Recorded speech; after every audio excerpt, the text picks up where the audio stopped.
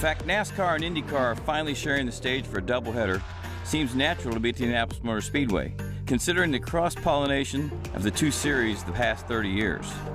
But there was a time when that never seemed like a possibility. Big Bill France started NASCAR in 1949 and was awed by the Indianapolis 500.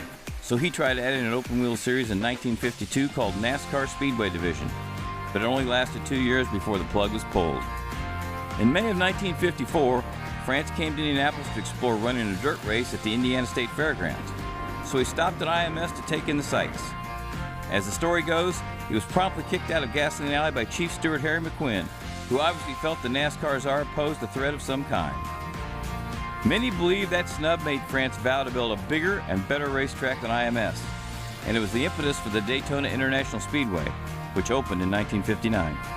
Speedway owner Tony Hulman never had a bad word to say about France, but he was adamant there would never be a stock car race on IMS.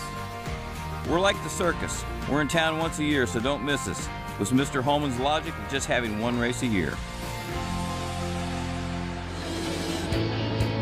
Even though there appeared to be a divide, there was some crossover with the Allison brothers, Cale and Yarborough giving Indy cars a shot in the 60s and 70s, and AJ, Mario, Parnelli, and Gurney winning NASCAR races in that same time period.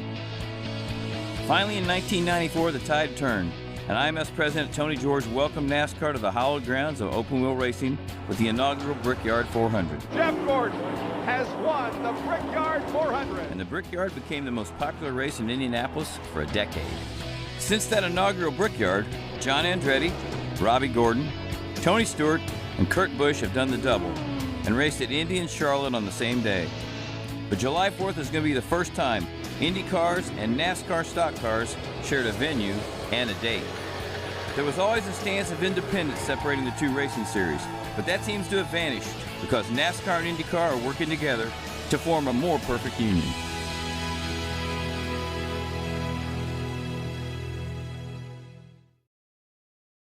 Hey Motorsports fans, thanks for watching. Make sure you hit subscribe before you go for all the latest news and highlights across motorsports.